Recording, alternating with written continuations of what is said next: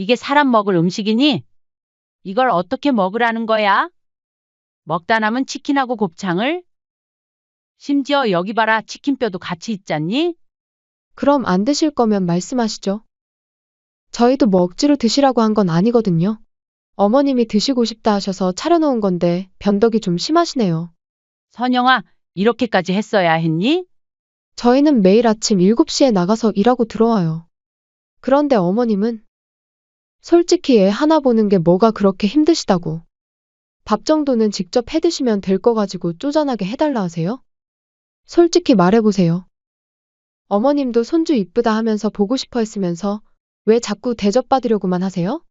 아니, 나는 애 봐주는 거에 취미 없다. 뭔가 오해하고 있구나? 손주야, 당연히 내 자식이니 이쁜 건 맞지? 그런데 너네 집에 와서 가정부 취급받고 싶다는 소리는 아니었어. 어머? 손주가 왜 어머니 자식이에요? 제 자식이죠? 선영아, 그걸 말이라고 하니? 내 자식이 아니라고? 황당하구나. 그럼 나는 내 자식도 아닌데 공짜로 와서 가정부 취급이나 받고 있었던 거니? 어머님, 그렇게 쪼잔하게 생각하시면 어떡해요? 그깟 밥 한 끼 뭐 더더먹었다고 그러시는 거예요? 제 친구 민지 어머님은 손자 봐주시면서 집안일도 다 해주세요. 심지어 반찬까지 해다 주시거든요? 내가 살다 이렇게 모욕감을 느낀 적은 처음이다. 그것도 며느리한테? 이번 사연의 주인공은 경기도 남양주시 화도읍에 사는 68세 윤말순 씨입니다. 말순 씨는 오래된 아파트 5층에 혼자 살고 있었습니다. 엘리베이터도 없는 낡은 아파트였죠. 하루에도 몇 번씩 그 계단을 오르내리는 일이 이제는 제법 힘에 부쳤습니다. 3년 전 남편이 갑자기 쓰러졌습니다. 뇌경색이었죠. 그날 이후 남편은 광주시 병원에 입원해 있었습니다. 말은 거의 하지 못했지만 말순 씨가 병실에 들어서면 남편의 눈가가 촉촉해졌습니다. 말순 씨는 매일 아침 6시면 일어나 도시락을 쌌습니다. 남편이 좋아하던 나물 반찬, 부드럽게 끓인 미역국, 그리고 소화가 잘 되도록 푹 익힌 밥. 3년 동안 단 하루도 빠뜨린 적이 없었습니다. 여보, 오늘은 콩나물 무침 넣었어. 예전에 좋아했잖아. 말순 씨가 숟가락으로 죽을 떠서 남편 입에 넣어주면 남편은 천천히 삼키며 고개를 끄덕였습니다. 말은 못해도 맛있다는 표정이었죠. 그런데 문제는 돈이었습니다. 그래도 그나마 남편이 일할 때 작은 상가 하나 매입하여 병원비나 간병비를 충당하였죠. 월세 수입이 180만 원에서 200만 원 정도 들어오고 이에 더해 연금까지도 들어와 원래라면 부족할 게 없어야 하지만 병원비와 간병비가 만만치 않아 일을 안 할 수 없는 상황이었습니다. 그렇게 빠듯하게 살아가던 어느 날 아들 희도에게서 전화를 걸어왔습니다. 엄마, 요즘 어떻게 지내세요? 그럭저럭 살지. 뭐 너도 시간 나면 아버지 좀 보러 오고 하거라. 그래야죠. 엄마도 아버지 병원도 매일 오가시느라 많이 힘드실 것 같아요. 걱정이 돼서 그런데. 아들의 목소리가 예전보다 다정했습니다. 말순 씨는 속으로 기뻤죠. 아들이 자신을 걱정해 주는구나 싶어서요. 괜찮다, 괜찮아. 너는 밥은 잘 먹고 다니지. 그럼요, 잘 먹고 다니죠. 그래서 말인데요. 엄마가 상가 관리까지 하시는 것도 번거로우실 텐데 제가 좀 맡을게요. 뭐? 아버지 병원도 다니시고 집안일도 하시고 너무 많은 것 같아서요.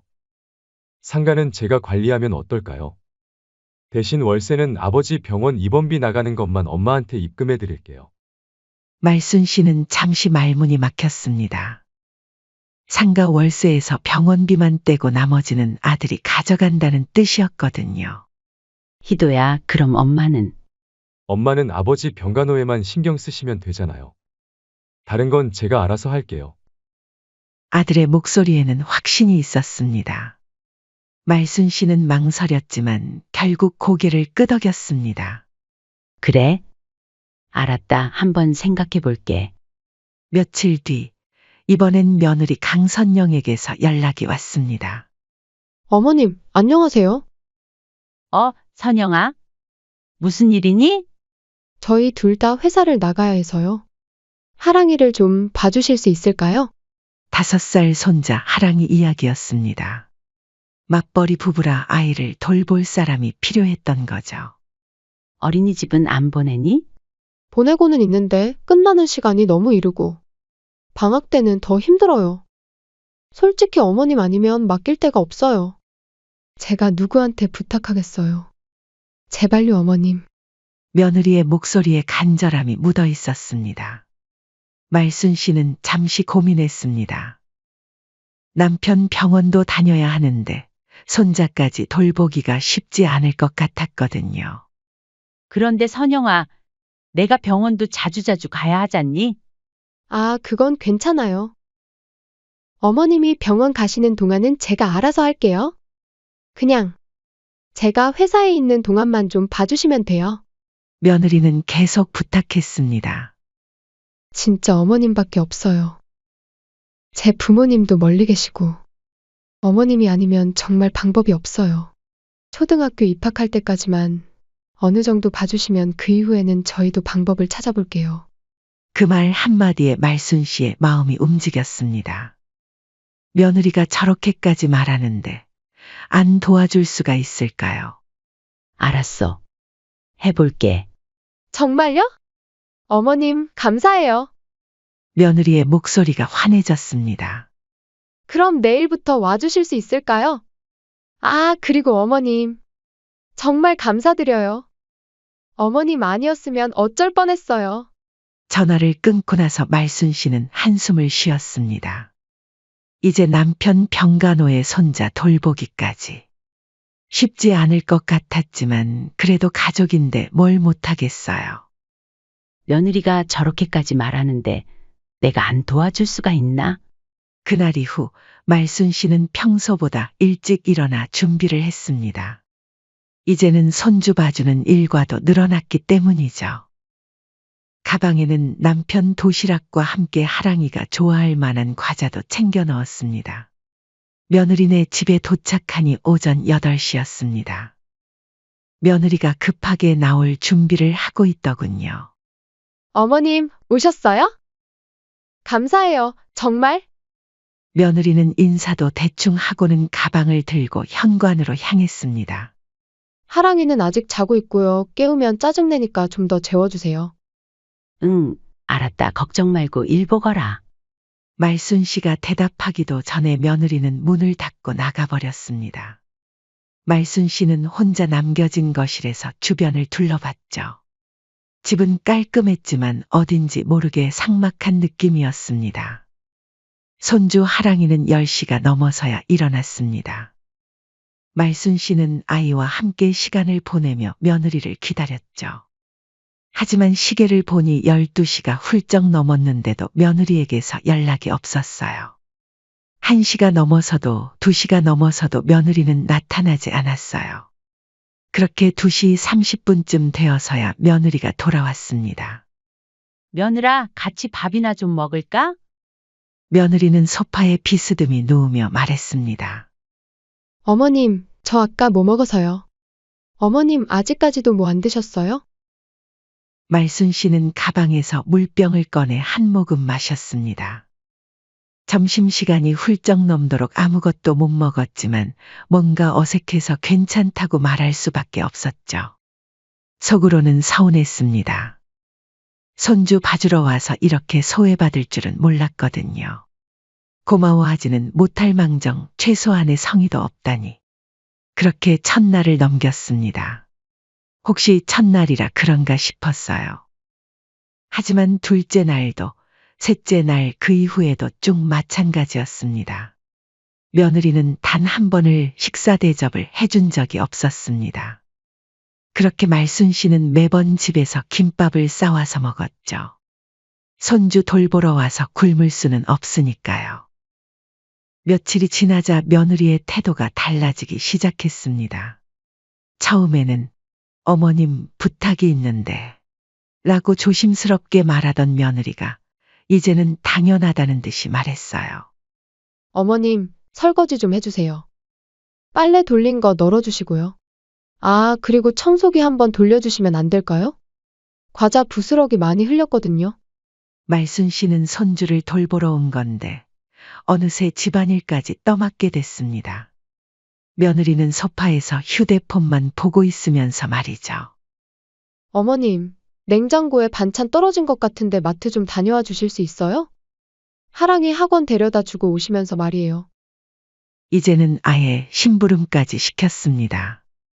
말순 씨가 거절하기 어려운 걸 알고 있는 것 같았어요. 일주일이 지나자 며느리는 더 노골적으로 변했습니다. 어머님은 집에만 계시니까 심심하실 텐데 이것저것 해주시면 좋잖아요. 어차피 하랑이 놀고 있을 때는 할 일도 없으시고요. 며느리는 말순 씨가 할 일 없는 사람이라고 생각하는 것 같았습니다. 남편 병간호를 다녀야 한다는 사실은 아예 잊어버린 듯 했죠. 그런데 정말 어이없는 일은 며칠 뒤에 벌어졌습니다. 그날은 며느리 친구가 놀러 왔습니다. 20대 후반으로 보이는 여자였는데 며느리와 함께 거실 소파에 앉아 수다를 떨고 있었어요. 말순 씨는 부엌에서 설거지를 하고 있었는데 갑자기 며느리가 불렀습니다. 어머님, 응? 손님 왔는데 커피 좀 내려주시겠어요? 말순 씨는 순간 귀를 의심했습니다. 자신이 잘못 들은 건가 싶어서요. 뭐라고? 커피요. 원두 있으니까 내려주시면 되거든요. 저희는 얘기 중이라서. 며느리는 태연하게 말했습니다. 친구는 옆에서 미안한 기색도 없이 웃고 있었고요. 말순 씨는 아무 말 없이 커피를 내렸습니다. 손이 떨렸지만 참았죠. 손주 돌봐주러 온 시어머니가 며느리 친구 커피를 타주는 상황. 생각해보니 기가 막혔습니다. 어머님, 감사해요. 며느리가 뻔뻔하게 인사했습니다. 그 순간 말순 씨는 깨달았습니다. 자신이 며느리에게 어떤 존재가 되었는지를요. 돌봐주러 온 시어머니가 아니라 그냥 부려먹을 수 있는 사람이 된 거였습니다. 그렇게 몇 달이 지나자 상황은 더 심해졌습니다. 어머님, 오늘 장 좀 봐주세요. 리스트 써놨으니까 마트에서 사오시면 돼요. 그날 저녁 집에 돌아온 말순 씨는 한참을 생각했습니다. 이게 정상인가 싶었어요. 자신이 예민한 건지 아니면 정말 며느리가 선을 넘은 건지 고민 끝에 아들에게 전화를 걸었습니다. 희도야. 네, 엄마. 무슨 일이세요? 엄마, 이제 하랑이 못 보겠다. 갑자기 왜요? 무슨 일 있으셨어요? 아들의 목소리에 당황한 기색이 역력했습니다. 솔직히 사람 대접을 못 받는 느낌이야. 밥 한 끼를 안 차려주니. 말순 씨는 며칠간 있었던 일들을 하나하나 설명했습니다. 점심을 굶게 하는 것, 집안일을 시키는 것, 심지어 친구 커피까지 타달라고 한 일까지요. 그리고 말이다. 대체 나를 뭘로 보는 거야? 사람 하나 불러다 쓰는 것처럼 하는구나. 내가 직접 말할까 하다 일단 너한테 먼저 말했다. 아들은 한참 동안 말이 없었습니다. 아, 엄마, 근데 밥은 그냥 드시고 오시면 안 될까요? 먹고 오라고? 네, 아무래도 그게 서로 편하잖아요. 밥 때문에 뭐라 하는 것도 그렇고. 아니, 그렇게는 못하겠다. 물론 매번 밥 차려달라 부탁하는 것도 아니고 이건 성의 문제잖니? 나도 너네들 사정 봐줘서 매번 손주 봐주러 가는데 나 같았으면 고마워서라도 이것저것 챙겨줬을 거야. 그런데도 불구하고 안 된다고 말하면 나도 너네 사정 봐줄 이유 없다. 그냥 너네 일은 너네가 해결하거라.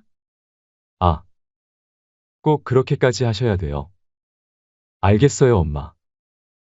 그럼 제가 말해볼게요. 알았어. 그런데 희도야, 엄마를 너무 쉽게 보면 안 된다. 나도 사람이야.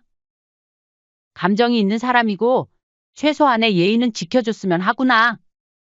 난 너네 부탁받고 부탁 들어주러 간 거지 식모 마냥 집안일까지 도맡아 하는 사람은 아니다. 네, 알겠어요. 정말 죄송해요. 말순 씨는 한숨을 쉬었습니다. 그래. 딱 한 번만 더 믿어본다. 이번이 마지막이야. 네, 엄마. 정말 고마워요. 다시는 이런 일 없을게요. 전화를 끊고 나서 말순 씨는 마음이 조금 나아졌습니다. 아들이 사과했고 며느리에게도 얘기해 준다고 했으니까요. 그렇게 며칠 뒤 또 전화가 왔습니다. 어머님, 내일 하랑이 좀 봐주실 수 있으세요? 또 며느리였습니다. 말순 씨는 잠시 망설였어요. 아들이 며느리에게 얘기했다고 했는데 정말 달라졌을까요? 그래, 알았어. 다음 날 아침 말순 씨는 기대 반 걱정 반으로 며느리네 집에 갔습니다.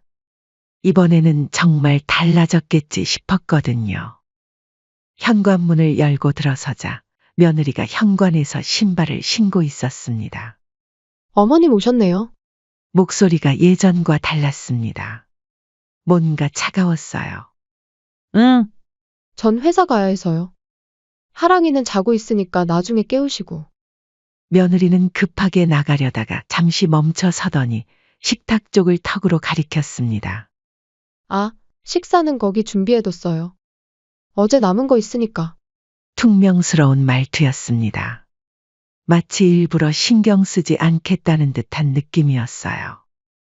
말순 씨는 순간 이상했지만 그래도 음식을 준비했다니 다행이라고 생각했습니다. 그래, 알았어. 그럼 가봐야겠네요.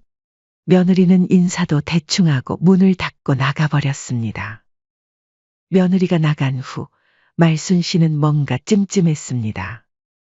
며느리의 태도가 예전과 다르게 느껴졌거든요.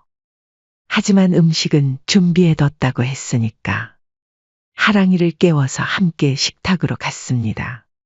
그런데 식탁 위를 보는 순간 말순 씨는 말문이 막혔습니다. 비닐봉지 몇 개와 배달 용기들이 어지럽게 널브러져 있었어요. 기름기가 굳어버린 치킨 뼈다귀들이 종이 접시에 널브러져 있었고 곱창 몇 조각이 비닐봉지에 덜렁 들어 있었습니다. 한 입 베어문 피자 조각이 박스에 말라가고 있었고 그 옆에는 햇반 하나가 놓여 있었어요. 숟가락도 없었습니다. 말순 씨는 그 자리에 서서 한참을 바라봤습니다. 이게 식사라고? 말순 씨는 천천히 밥솥 쪽으로 걸어갔습니다. 밥은 밥솥에 있겠지. 뚜껑을 열었습니다. 텅 비어 있었습니다. 그 순간 말순 씨의 다리가 후들후들 떨렸습니다. 이런 대접은 살면서 처음이었습니다. 식은 치킨 뼈다귀와 곱창 몇 조각. 이게 자신을 위해 준비한 식사라니. 말순 씨는 차마 그걸 먹을 수가 없었습니다. 하랑이부터 챙겨준 뒤에 결국 라면을 끓여 먹었습니다. 2시쯤 며느리가 돌아왔습니다. 어머님, 저 왔어요. 말순 씨는 참고 있던 화가 치밀었습니다. 선영아, 이게 뭐니? 네? 뭐가요? 이게 사람 먹을 음식이니? 말순 씨가 식탁을 가리키자 며느리는 시큰둥한 표정으로 대답했습니다. 나가면서 어제 남은 거 있다고 했잖아요. 어머님도 평소에 배달 음식 잘만 드시면서. 이걸 어떻게 먹으라는 거야? 먹다 남은 치킨하고 곱창을? 심지어 여기 봐라, 치킨뼈도 같이 있잖니? 그럼 안 드실 거면 말씀하시죠. 저희도 뭐 억지로 드시라고 한 건 아니거든요. 어머님이 드시고 싶다 하셔서 차려놓은 건데 변덕이 좀 심하시네요.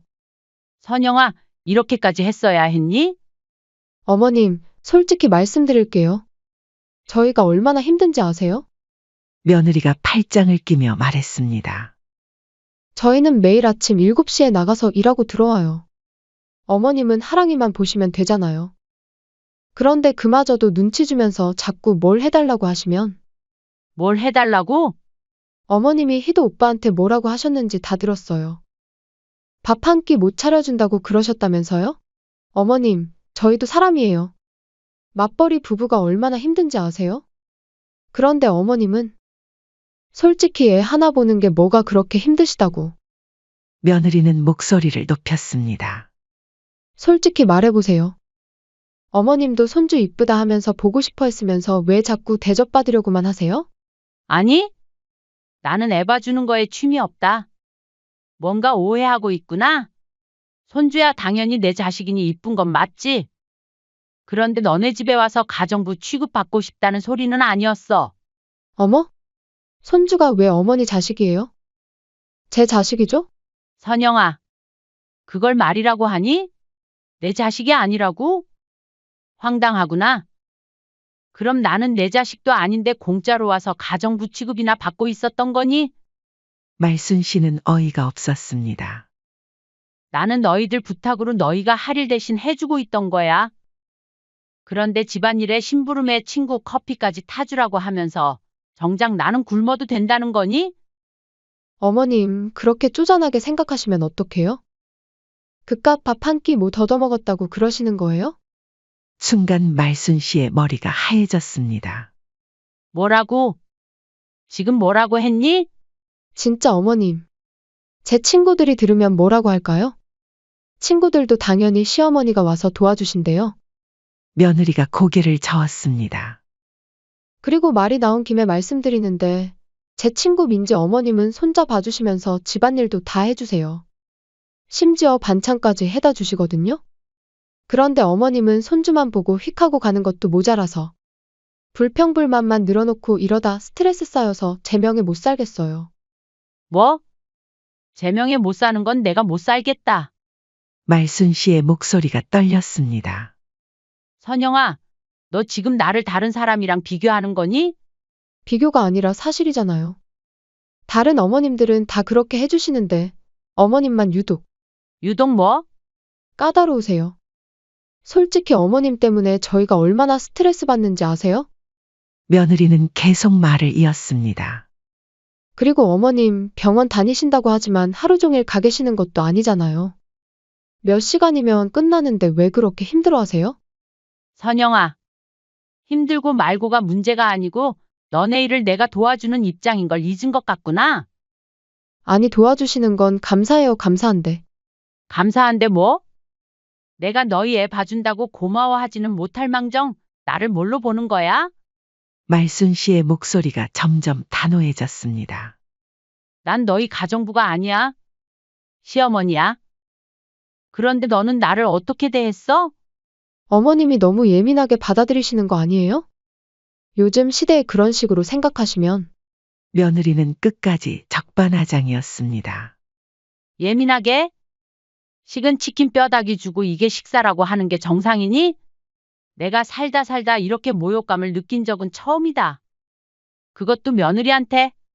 어머님 진짜? 그깟 것 가지고 그렇게 따지시면 저희가 어떤 기분일까요? 다른 시어머님들은 안 그러시는데 말순 씨는 더 이상 참을 수 없었습니다. 선영아, 너 지금 나한테 그깟 것이라고 했지? 어머님이 너무 심하게 받아들이시는 것 같아요. 심하게? 내가 심한 거야? 말순 씨는 그동안 참았던 모든 게 터져나왔습니다. 내가 언제부터 너한테 밥 한 끼 얻어먹으려고 눈치 봐야 하는 사람이 됐니? 내가 언제부터 너희 집 가정부가 됐어? 어머님, 말 끊지 말고 끝까지 들어라. 나는 너희 애 봐주러 온 거야. 그런데 너는 나한테 뭘 했어? 설거지에 빨래에 청소에 심부름에. 심지어 친구 커피까지 타달라고 했잖아. 며느리는 입을 다물었습니다. 그런데도 내가 참았어. 가족이니까. 그랬는데 너는 나를 어떻게 대했어? 식은 치킨 뼈다귀 주고 이게 식사라고? 이게 사람이 할 짓이야? 말순 씨의 목소리가 점점 커졌습니다. 그리고 다른 어머님이랑 비교하네? 선영아, 다른 어머님들이 뭘 해주든 그건 그분들 일이야. 나는 나고 너는 나한테 최소한의 예의도 지키지 않았어. 그게 아니에요. 아니긴 뭐가 아니야. 너는 처음부터 끝까지 나를 우습게 봤어. 나이 들었다고 의지할 데 없다고 함부로 해도 된다고 생각했지? 말순 씨는 가방을 들었습니다. 좋아. 이제 알았어.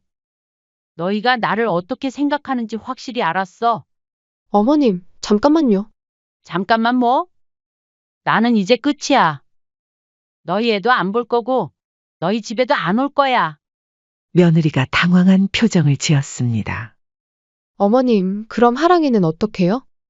저희 정말 맡길 데가 없는데. 어머님이 안 봐주시면 저 일 그만둬야 해요. 그건 처음부터 너희가 생각했어야 할 일이야. 말순 씨는 현관으로 향했습니다. 어머님, 정말 이러시는 거예요? 그럼 저희는 어떡하라고요? 이렇게 남처럼 대하는 너네한테는 한 푼도 물려주지 않을 거다. 희도한테 오늘 일 설명하면서 그렇게 전하거라. 난 간다. 며느리가 뒤쫓아왔지만 말순 씨는 돌아보지 않았습니다. 집으로 돌아온 말순 씨는 한참을 앉아 있었습니다. 분하고 서럽고. 그런데 한편으로는 속이 시원했어요. 그동안 참았던 말을 다 한 기분이었거든요. 그날 밤 말순 씨는 책상 서랍을 열었습니다. 상가 관리 해지서, 매매 위임 동의서, 그리고 부동산 중개사 명함. 이틀 뒤 말순 씨는 부동산 중개사와 만났습니다. 이 상가 정말 좋은 위치네요. 금방 팔릴 것 같은데요. 빨리 처리해 주세요. 급해요. 네, 알겠습니다.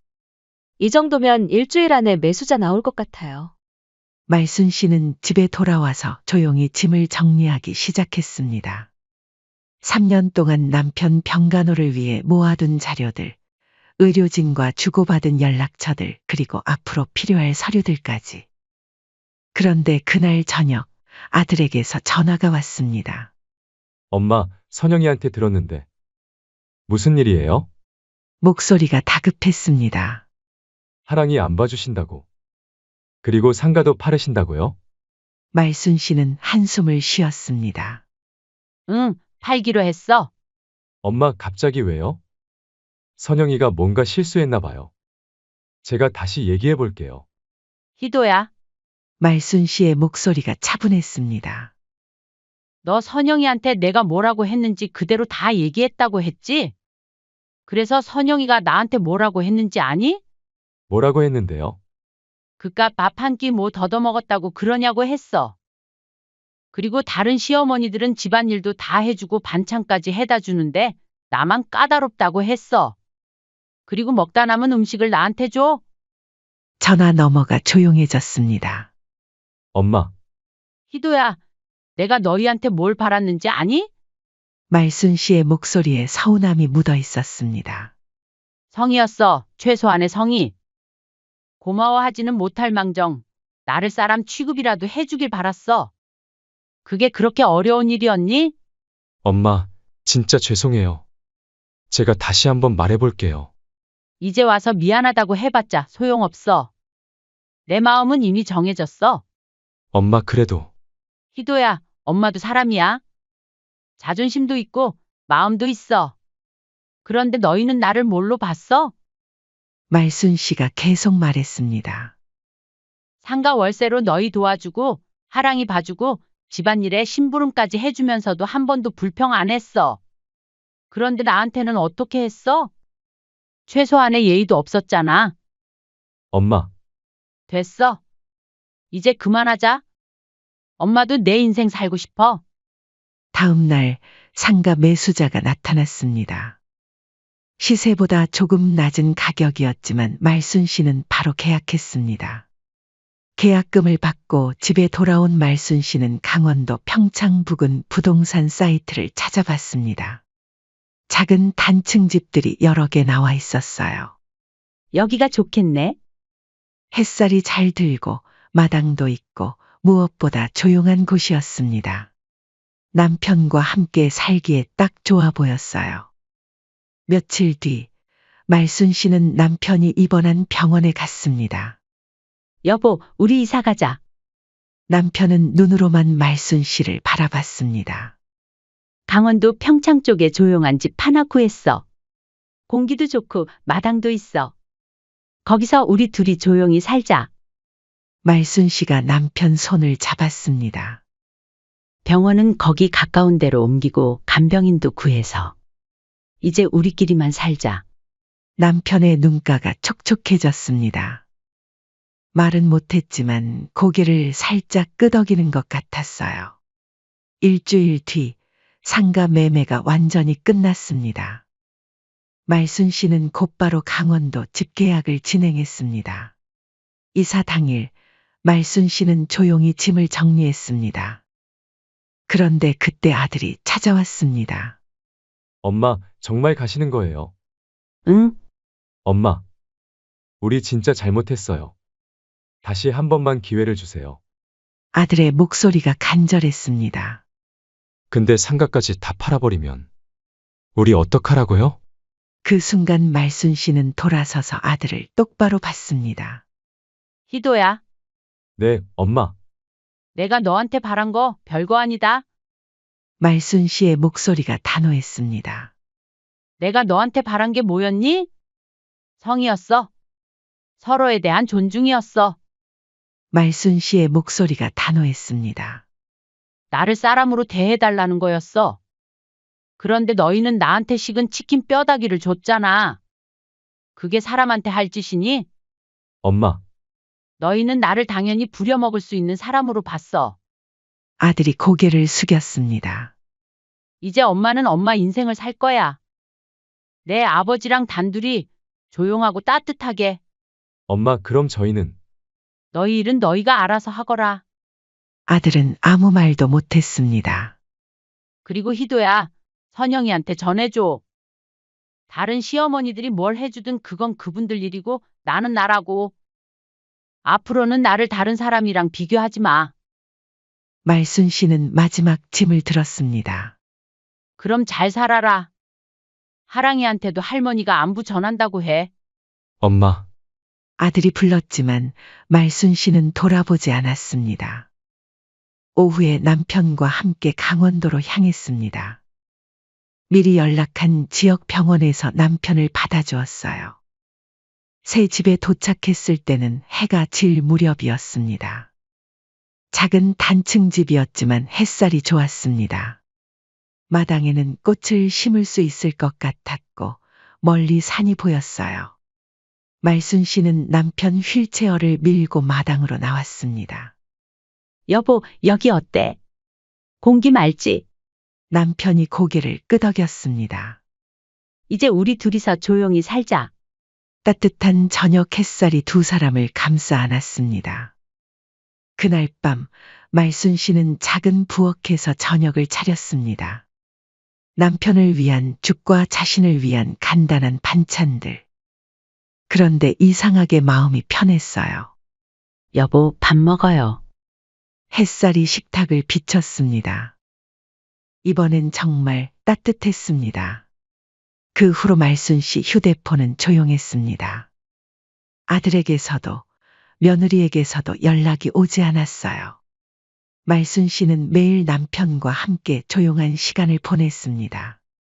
병원에 다니고 집에서 간단한 요리를 하고 마당에 꽃을 심고 3개월 뒤 아들이 찾아왔습니다. 한참 찾아다녔나 봅니다. 엄마, 어머, 희도야. 어떻게 여길 찾았니? 엄마, 죄송해요. 정말 죄송해요. 아들의 눈이 빨갛게 부어 있었습니다. 우리가 정말 잘못했어요. 엄마를 너무 당연하게 생각했어요. 말순 씨는 조용히 아들을 바라봤습니다. 그래서 왔니? 네. 그리고 엄마, 요즘 하랑이가 자꾸 할머니 찾아요. 할머니 어디 갔냐고. 아들의 목소리가 떨렸습니다. 선영이도 많이 후회하고 있어요. 그때 너무 심했다고, 어떻게 그런 말을 했는지 모르겠다고. 말순 씨는 대답하지 않았습니다. 엄마가 우리한테 얼마나 큰 도움이었는지.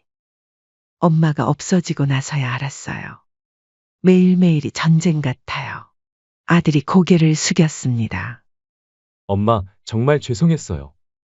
그리고 다시 돌아와 주실 수 없을까요? 엄마가 없으니까 애 봐줄 사람도 없고. 말순 씨는 한숨을 쉬었습니다. 희도야, 엄마는 이제 여기서 네 아버지랑 조용히 살 거야. 알아요. 하지만 가끔이라도 하랑이 좀 봐주실 수는 없을까요? 애가 너무 할머니를 찾아서 말순 씨의 마음이 흔들렸습니다. 그냥 사과하고 싶었어요. 그리고 엄마가 행복하게 사시는 모습 보고 싶었어요. 하랑이는 잘 지내니? 네. 그런데 엄마가 보고 싶다고 맨날 울어요. 말순 씨의 가슴이 찡했습니다. 엄마, 정말 죄송했어요. 이제 알겠어요. 엄마가 바라신 건 마음이었구나 하고요. 최소한의 성의와 존중이었는데 저희가 너무 당연하게 생각했어요. 아들이 깊게 고개를 숙였습니다. 이제 정말 달라질게요. 엄마를 제대로 모실게요. 말순 씨는 아들의 어깨를 바라봤습니다. 진심 같아 보였지만 정말 믿어도 될까요? 아들은 그날 저녁 돌아갔습니다. 말순 씨는 현관까지 배웅해줬어요. 말순 씨는 남편 손을 잡고 한참 생각했습니다. 한 번 배신당한 마음이 쉽게 치유될까요? 그때의 모욕감과 서러움이 그냥 사라질까요? 하지만 하랑이 생각도 났고 아들의 진심 어린 사과도 와닿았어요. 여보, 나는 어떻게 해야 할까? 창밖으로 저녁 햇살이 들어왔습니다.